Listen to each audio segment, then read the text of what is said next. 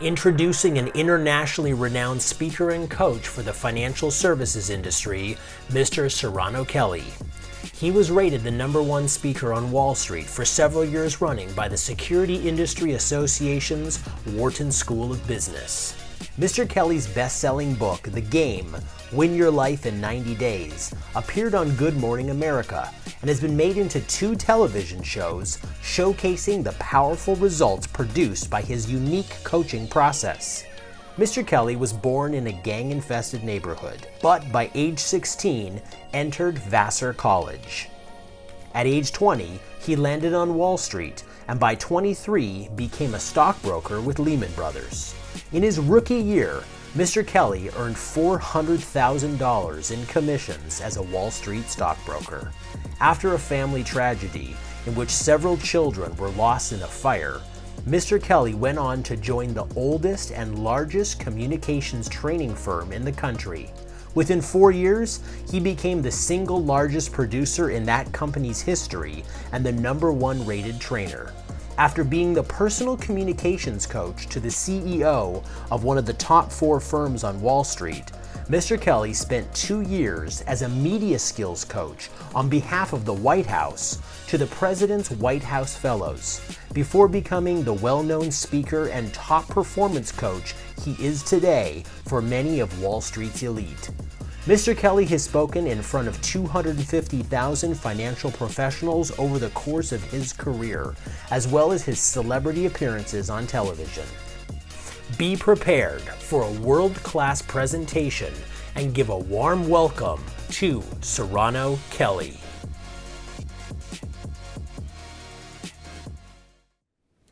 With my best-selling book, The Game: Win Your Life in 90 Days, as well as the 2 television shows made about that process, I've been able to show conclusively that with the right system and under the right conditions, a person can access a significantly deeper level of their potential and have that expressed and show up as real-world results in their life.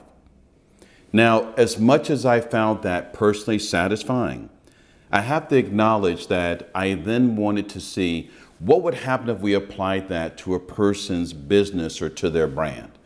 In this case, what would it look like if a financial advisory practice was able to achieve its full potential? Out of that exercise came the name of my current book, which is called Reversing the Deal Flow: The Secret to Prospects Calling You, Asking to Become Clients. Imagine you're in your office, the phone rings, ring, you pick it up, you're like, hello? The person says, look, I know you don't know me, but I've heard about you. And I've only got a couple of $1 million, but I was wondering if you might consider meeting with me and maybe managing my money. Now, let me ask you, would you consider that to be a high level of accomplishment and marketing a brand if people were literally calling you asking to become clients? And I know that some of you are thinking, yeah, that would be awesome, but coach, that's a fantasy. That's a fantasy, right? That doesn't happen. Really? Why must I then painfully remind you that Bernie Madoff, a crook, reversed the deal flow? It's really hard for good people like you to accept a very basic fact. Reversing the deal flow, it's not related to business ethics. Sadly, I wish it was. It's also not related to investment performance. Reversing the deal flow is based on one very simple metric. How well known is your practice by the people you most want to work with? Put another way, people can't choose you if they don't know you. And as a matter of fact, I would say that some of the best educated, credentialed, ethical advisors in the financial services industry are also the people who are most guilty of under-promoting their practice. In reversing the deal flow, what we see is a massive shift in your ability to make your brand well known. Now, let's just say for a moment that you question, is this really possible? Well, let me ask you to consider something. Has there ever been a time in your career where you did get a call? Maybe it was only once in your career where someone literally called you and said, look, I've heard about you. So-and-so told me about you. I know that you and I don't know each other formally, but I'd like to meet with you to discuss working with you. Maybe the person wasn't even qualified. But let me ask you, has that happened once in your career? You know and I know that the answer is yes. That is exactly what I mean by reversing the deal flow. What you could say to me is, okay, coach, great. The phenomena exists, but I can't run a practice that way. That is only because it is not yet statistically significant, which means the only thing that we need to do is to increase that phenomena dramatically. If you were to even take this on as a hypothetical possibility, immediately you and I would begin to agree on certain basic fundamental rules. Let me give you an example. Let's say we wanted to reverse the deal flow, just for a moment as an exercise, right? Let me ask you, if we want to reverse the deal flow, would it be fair for me to say that the better defined your market niche, the more connected the individuals are together in that niche, the more they communicate, the quicker you'll reverse the deal flow? Would that be fair to say? Then could I say conversely, right, that the more dispersed the market niche, the less defined the market niche, the less connected the individuals, the less they communicate, the less likely or the longer it would take to reverse the deal flow? Would that be fair to say? I'm sure you'd agree. This means by definition, you have to be talking about having a market niche. Now, I've had advisors who tell me, well, I've got a market niche. I work with wealthy people. I'm like, oh, so like you work with drug dealers? Really? You work with drug dealers? They're like, well, no, that's ridiculous. I don't work with drug dealers. I'm like, well, they're wealthy. Maybe you need to be a little more specific. All wealthy people is not a market niche. You can't differentiate, you can't specialize, and you can't compete if that is your niche. You will discover that to reverse the deal flow, you've got to be willing to accept a well-defined market niche. What is your market niche? When I'm in sessions and I ask advisors, hey, I want you to turn and tell the person sitting next to you, what is your market niche? You'll see that in many cases, it requires a lot more communication than it should, because in many cases, not all cases, you may be different. People are not always crystal clear what is a market niche.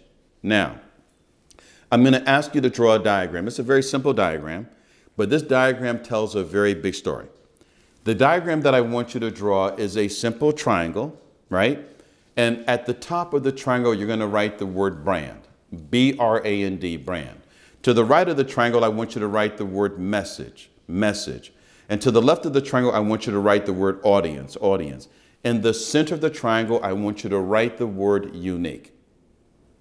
We are looking here at three factors that combined have a very big story to tell about the success of any brand, let alone any advisory practice. For starters, I hate to tell you this, some of you will consider this, sacrilege, right? Like, for some of you, this is going to depress you. I've got some bad news for you, right? I know this might upset you, but I got to tell you, Starbucks did not invent coffee. I know that's hard for you to accept, but they did not invent coffee. Let me ask you, is coffee a commodity? Yes or no? Yes. But let me ask you, has Starbucks done a magnificent job of making coffee a unique brand? Did you ever think you would spend that much money for coffee and let alone stand in line to pay that price? I don't think so. I grew up on Maxwell House, right? You follow me? So no. People will pay up even for a commodity. I'm a pretty good cook. I think I could make a better hamburger than McDonald's. It wouldn't be hard, right? But let me ask you a question. Even though hamburgers are a commodity, has McDonald's done a great job of turning that into a unique brand? I think you'd have to agree. Here's my question. On a scale of 1 to 10, to what degree would you say that you are a unique brand, right? To what degree would you say that you are a unique brand? So for example, let's say you're at like the country club or you're at some event and someone walks up and says, hey, I know that we've never formally met, but I've seen you here. and I'm just curious. You just seem very interesting to me. What do you do for a living, right? And when you answer, right? So you answer because they asked you the question. Is their response like this? Wow, I got to meet you. I got to meet you. Or do they tell you, oh yeah, I got a guy just like you at State Farm. I'm not knocking State Farm. But do you know that to most investors, we all sound the same? There's very little difference in description. So my question is, are you a unique brand? Where would you rate yourself on a scale of 1 to 10? So if I were to ask you in just black and white terms to answer the question, are you a unique brand? What do you think I would say the answer is? The answer is what? The answer is what? The answer is yes. Yes, absolutely. There's no one like you, right? Give me 2 advisors. Put them at the beginning of their career next door to each other in the same office. Give those individuals 10 years pursuing the same prospects. At the end of 10 years, 2 radically different businesses. I kid you not. I have, over the course of 33 years, spoken in front of or coached 250,000 financial advisors. Do you know that not once in my career have I ever seen 2 practices that are exactly the same? No. No, you are unique. And on a scale of 1 to 10, as a brand, you're a 10 in terms of your uniqueness. By the way, from here, your score tends to go down. Because are you able to articulate that as a unique message? If I were to ask you right now to answer the question, hey, what do you do for a living? What would you say? What would be the words that would come out of your mouth? I'd like you right now to give that some thought. Do you find yourself, by the way, doing it differently every single time? Do you find yourself making it up as you go? Do you sometimes say it and then kick yourself afterwards because you're thinking, could have done that better? So here you are, you expend all this money, all this time, and all this energy to get into position. Finally, the person that you most wanted to connect with asks you the question, what do you do for a living? It's like a spotlight comes on, it's showtime, right? And then what do? You make stuff up as you go. Is that really working for you? If I asked you to rate on a scale of 1 to 10, to what degree you would say you are a unique message, where would you rate yourself? In the actual sessions, I do not allow this to be just a conversation. I literally have people videotaped on their own phone answering the question what they do for a living.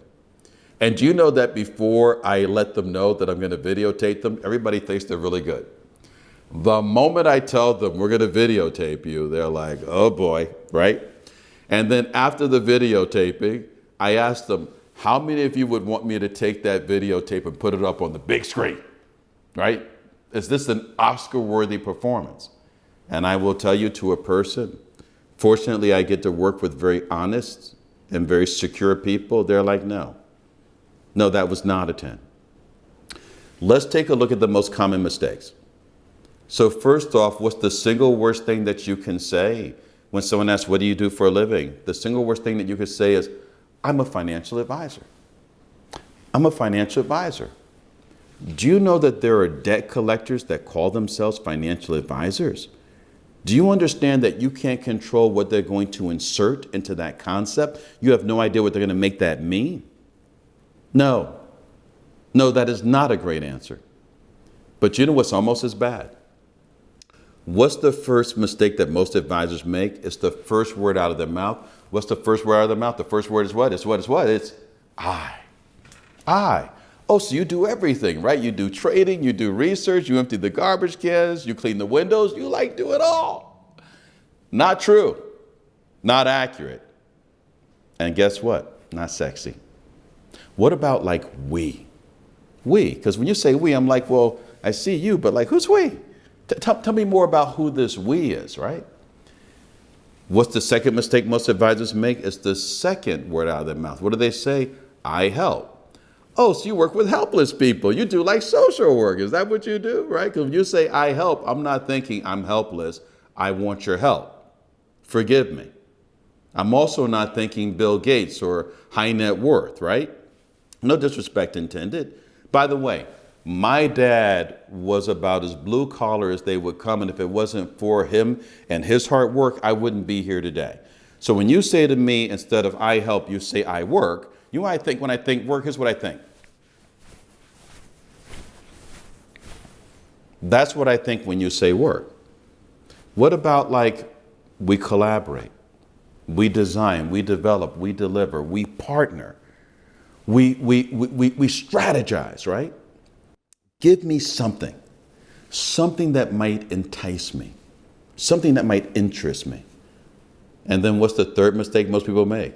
What do they say? They say, I help people. Oh, I thought you worked with dogs. Thank you for clarifying. I thought maybe you were like a veterinarian or something like that. You're so special. You get to work with people. Do you think that as the listener, I'm thinking, wow, I've always wanted to work with someone who works with people? Why wouldn't you describe your unique audience? Why would you not say to me, Mr. Kelley, we collaborate with highly successful minority entrepreneurs, individuals who are so successful at what they're doing, they have very little time to manage their financial affairs. We operate as an outsourced CFO for both their professional and personal finances, and those are the people that we're uniquely qualified to serve. Do you know what I would say? Come on, who in their right mind wouldn't then say, hey, you know what? Tell me more about that. If you were me, how would you not want to know something about this person? You want to notice that in that very simple statement, what you're hearing is a value proposition, but it's actually incomplete. Because if you said to me if you asked me to give you my value proposition, you said to me, hey, Serrano, what do you do for a living?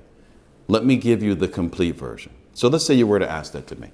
You said to me, hey, Serrano, what do you do for a living?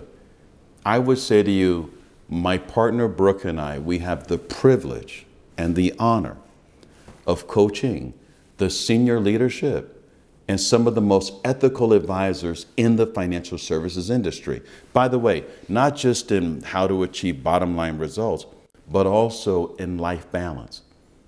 You see, the reason why I'm so passionate about this, I started out as an advisor, and then I had 4 children in my extended family who tragically died in a fire. And it was out of that experience that what I could see is what I'm really committed to is helping people to achieve their full potential. And that's what I do for the industry that I love. Now, that's not a 10. It's too long. It can't be a 10. But you could use that as a reference point. By the way, notice that in that communication, there were actually 2 components. One was an answer designed to satisfy the rational, conscious, logical mind. You know, we have the honor and the privilege, which is great. No one's going to remember that, right? But what will they remember?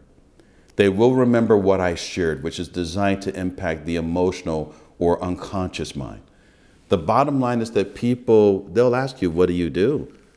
Doesn't really matter because they don't really care. Do you know what they care more about? Why is that important to you? Why are you passionate about that? Why does that matter to you? Why do you do what you do? This is the more important insight. And that's what you heard me say. You heard me midway in that communication say to you, the reason why I'm passionate is. So that would give you an idea of what it would sound like if you had a well-worded proposition that you could put across in any situation. Now, people who know me know that I spent several years as a media skills coach at the White House. I actually script and write presentations for some of the largest teams in the entire industry. So that would lead you to believe, well, surely in today's conversation, he's going to walk me through how to create my own value proposition. The answer is no, actually, I'm not. I'm not. Why? I hate to admit this, because it would seem as if I'm somehow letting you off the hook for not having a clear value proposition. What I want you to know is that the reality is that you are already a unique brand. And yes, guess what? Your message may not be as clear as it should be, But the bottom line is it doesn't matter if you have a great message, you have no one to talk to. The bottom line is that audience is senior. It is the senior distinction. And the goal of this particular conversation and the goal of our coaching is to rapidly and massively expand the actual individuals that are part of your unique audience. The good news is the seed to your success already exists in your current relationship base. Inside of your book of business, inside of your set of relationships, you have a very special set of individuals who we call goodwill ambassadors. Goodwill ambassadors. What is a goodwill ambassador? This individual is someone who refers you. They actually carry your brand forward. Listen, it should not surprise you. Reversing the deal flow. The secret to prospects calling you, asking to become clients. Does it surprise you that that's a word of mouth technology? Does it surprise you that to create that effect, we would need the words coming out of more mouths than just yours? Like, look at the position that I'm in. Look at the situation that I'm in. I have you, this great product. Forgive me for referring to you as a product. Bear with me. I have this magnificent product, and I got one person selling this product. As an investor, I can't get excited about that. I can't get excited about that. What if I could take this great product that you are, this unique brand that you are, and I could attach to your business literally an entire sales team? Now, as an investor, that's a very different investment opportunity. And that's exactly what we're going to do. What we're going to do is we're going to create literally an army of goodwill ambassadors who are out there carrying forward your message, talking about your unique brand. But these people, they don't need to buy a list. They don't need to hopefully get through a gatekeeper, because they're going to be talking to people who they are already related to. Now, there are two kinds of goodwill ambassadors. There are clients. And clients are great goodwill ambassadors, and they're incredibly generous. However, when a client refers us, they're doing us a favor, and I cannot impose a lot of control on that. As a business, no different than McDonald's, no different than Starbucks, what I know is that control equals income. Control equals income. And what I know is that with a client, I'm literally, at the whim of their good graces, which I appreciate, but I cannot impose control.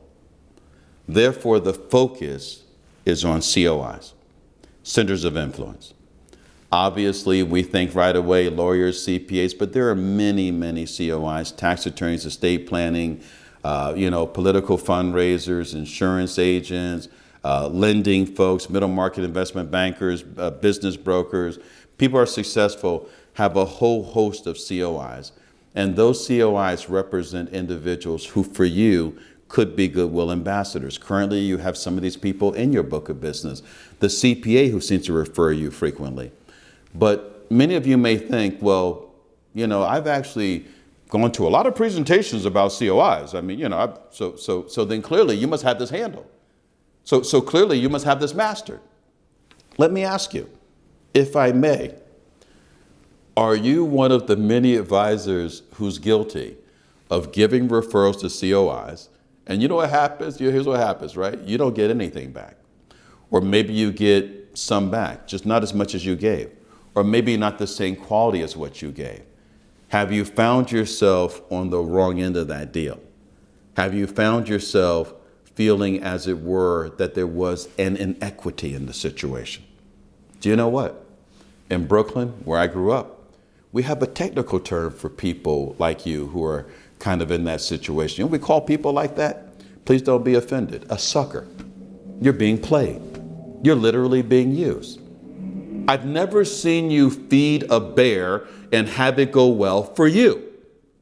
Where did you think that was going to go? You couldn't have picked a worse way to proceed. No, I would never allow you to actually give a referral to a COI. It's actually bad business. But guess what? You were never trained. You don't have a process. So whatever you've done has been the best that you could do. So no harm, no foul. But what if you could have a process? What if there was actually a step-by-step system that showed you exactly what to do to build this network of COIs who would be out there promoting your business? Now that would be a very different business model. What you'll learn is that there are actually 12 dialogues. These 12 dialogues are all part of our 4-month-long 90-day coaching program. And each one of them represents a step, a progression that ultimately leads you to having this network of COIs. While certainly every single dialogue is critical and every single one of them needs to be mastered, I'm going to highlight an example just so that you understand. I do want to say that there are 4 ways to be great at anything. So I want to acknowledge first that the 4 ways to be great at anything are study, coaching, practice, training. This one has to be willing to accept, because ultimately what I'm saying is you need to be trained. That no longer is it a good idea to make it up as you go. Because there are 2 major mistakes that advisors make when they're working with COIs, I will highlight 1 or 2 elements of the dialogues just to give you an example. That being said, I do have to say up front that one of the 2 biggest mistakes that advisors make is that they do not see enough COIs. They do not see enough COIs. What do I mean? Well, I've had people tell me, I've tried to work with CPAs, but they don't give referrals, or they work with many advisors already anyway, or I get all these reasons why it doesn't work. Then what I do is I check their sample size. I go, how many of those kinds of individuals have you met with, right? And what I get back is some abysmally small number. We all know that all forms of marketing require the law of large numbers. I don't care if it's television commercials, right? If you're going to shoot a commercial, show it once, don't bother. It's a waste of money. Cold calling, you're going to do it sporadically, I wouldn't bother. It's a waste of time. Seminars, you're going to do one every now and again, I wouldn't bother. That's a waste of energy. The bottom line is that all forms of marketing require the law of large numbers, and COIs are not special. But to see you, I would think they're special. You go and you meet with them around tax time, you're sending them pizzas and fruit baskets, and you're giving away your referrals to them. If I didn't know better, I would swear that you in love. You in love with them, right? Listen, be very clear. You will no longer be flirting. You're not dating. You are looking for a committed relationship, which is exactly what we're going to create. But to do that, my friend, you may have to kiss quite a few frogs. So pucker up, right? Here's what I mean. Advisors that I work with in the coaching, some of them will meet with 1 COI a week for lunch. Now, by the way, I know that you think you're busy, but I also know that you eat lunch. And if you're eating lunch, why don't you eat with someone else and stop being antisocial, right? The reality is you already eat lunch. Once a week eating lunch with a COI, it's not a big deal. As a matter of fact, my more aggressive players will actually meet with 2 COIs a week and have lunch. Let's just do the math for a moment, because 2 can seem excessive. It's like, Coach, why would you want me to meet with like 100 COIs in a year? If I do 2 a week, that's like 100 a year. Why would I want to do that? Let me ask you a question. Have you ever met some COIs and right away you could tell that guy's a taker, that guy's not a giver? Yeah, you know what? You've met people like that. And here's the good news. They're not on my team. What about you meet someone, they're like, we're very successful. We're well represented in the community. Have you ever met people who are arrogant, right? Full of themselves. Hey, you know what? It's okay. They're not on your team. Let me explain what we're going to do. We're going to meet people on an ongoing basis until we find the people who we enjoy, who want to do business our way on our terms. So guess what? We're going to be disqualifying COIs. We're not begging. We're not pitching. We're certainly not groveling. And we're not giving. What we are doing is we're meeting one time, one lunch. And what you're going to do is you're going to interview the individuals. Now, I'm going to go from highlighting the fact that we make two big mistakes. These are just the biggest mistakes. One is on the front end, we do not see enough of them.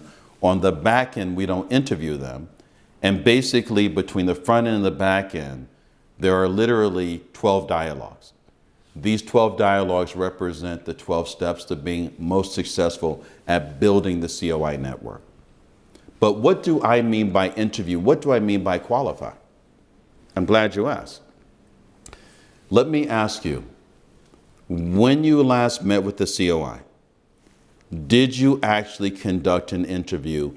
Did you actually, as it were, disqualify people? Here's what I mean. Let's take a look at the step that's near the end of this part of the process, which is about how you interview a COI, which basically means to qualify a COI. You know, I've never seen you get with a prospect that you didn't know and just immediately start pitching, right? You know full well that you want to qualify the person. Yet you meet with the COI, and what's the first thing I see advisors say? Well, let me tell you about my team and why we're so great, and here's what we've done since 19. I'm like, what are you doing, right? All of a sudden we're pitching. And now we come across like we're trying to impress them. We're subservient. Clearly they're in the superior position. This is not good. This is not good. No, what we want to do is we want to qualify them. There are questions. And you'll find that in this part of the process, in the coaching, there are 25 questions. These 25 questions are structured in the past, the present, and the future. Certain questions are about the past. Let's take a look at a small sample of the 25 questions that would be from the past. Do you think it would be a good idea to ask a COI before you give them one of your clients? Question. Have you ever partnered with someone like me in the past? If they say no, aren't you curious as to why not? Is there some reason why they haven't? Is there some reason why they haven't that is the reason why they wouldn't? If they did partner with someone like you in the past, how did that go? What did they like about it? What did they wish could be improved? I would even want to know, how did that person approach you? Why did you say yes to them? If you could do it all over again, what would you do differently?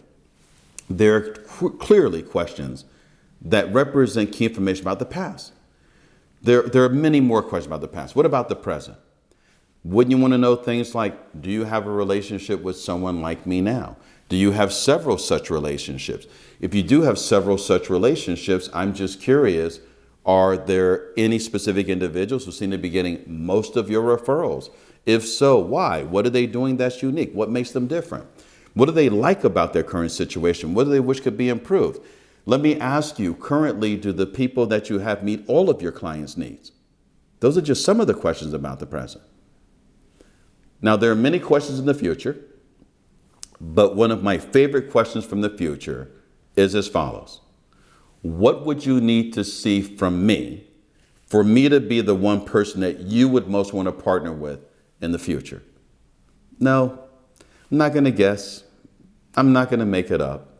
I'm going to ask. And you're actually going to tell me. And guess what? If I don't like any of your answers to those 25 questions, I hope that lunch was tasty. I hope you enjoyed lunch, because we get one lunch. There's zero reason to be repeatedly meeting with people, hoping to get something back, and then being resentful because nothing seems to be happening and not knowing what to do to change that. Ultimately, what you'll see in our process is that the crown jewel of the process, the place that we want to get to in the process, is where you've interviewed enough COIs that you can create your own COI business development group. We refer to this as a mastermind group. So you'll have all these COIs who will be working with you, and they'll be referring you. That's great. But you want a group of people who have a commitment to working together, where you can all be trained in having a clear value proposition so that you can present each other well. You want a group of people where there's accountability. You want a group of people where you understand how their practice runs. You want a group of people who are not going to be referring your clients out to other people. The bottom line is, as I said, control equals income. Another way to think of this is accountability. It's the same thing in our coaching. If you take a look at why our coaching works, it's the same fundamental principle as why you want to get to the place that you have this COI business development group that we refer to as a mastermind group. And our coaching, we interview individual advisors the same way we ask you to interview COIs. And we select those individuals who we believe have the greatest chance of success. And those individuals are on a coaching team. And those 12 people that are on that coaching team, no one on that team wants to be the one person to let everyone else down. On our coaching teams, everyone is assigned a peer as a daily accountability partner. Basically, it's 10 to 15 minutes a day. You're always assigned someone who's a stranger to be your daily accountability partner. Why? Because you're more accountable to a stranger than you are to a friend. And with that daily accountability, what we now have is someone that you can practice with. We have someone to hold you accountable to make sure that you're actually following through and that you're staying on track. Why is this so essential to our success? Suppose you said to yourself, you know what? I want to get in better shape. I'm going to go to the gym. I'm going to start working out. You know what? Maybe you do, maybe you don't, maybe you will, maybe you won't. But if you said to me, hey, you know what? I'm going to go to the gym. I want to get in better shape. I'm like, really? Guess what? I'll go with you. What time should we meet? Suddenly you're like, oh, that's great. You'll go with me. That's awesome, right? Because what's the problem? Now you have to show up. The bottom line is that accountability equals results. The way that we're able to get results in the coaching is the same way that you'll get results out of this COI process is by creating accountability. But the first step is that as a leader, you need to be the one to lead by example, which is why the people who are the most successful with this process also happen to be the individuals that we are coaching. Ultimately, with accountability, you will find consistency of action and a higher level of performance. Now, we would welcome the opportunity to have a one-on-one interview with you, since this particular process is only one of 34 different ways to prospect that is contained in our process called Reverse the Deal Flow. As you can see, it's a very detailed process. It's not about a bunch of tips, ideas, or tricks. And actually, in the coaching, every single week, people are tracking their statistics. By the end of 90 days, the results are nothing short of amazing. Ultimately, though, you are unique. You have other issues or opportunities that maybe go beyond the COI process and may involve some of the other things that we lead and teach. I'm going to invite you to have a one-on-one interview with us so that we can get to know you uniquely and to understand what solutions would be most appropriate for you. Your goals may contain actually things that you want to achieve in life beyond work. We have people over 90 days who get in better shape, improve their marriage, improve their devotional lives. There are many things in life that will lead you to feel like you're at the top of your game. All of those are things that we are committed to with you. We look forward to having the interview. You'll find that that one-on-one conversation by itself is an epiphany, is a massive breakthrough or insight into how you would need to go about methodically achieving your goals. No matter how you go about it, our goal is to see you operate and achieve your highest potential. And we will meet you there.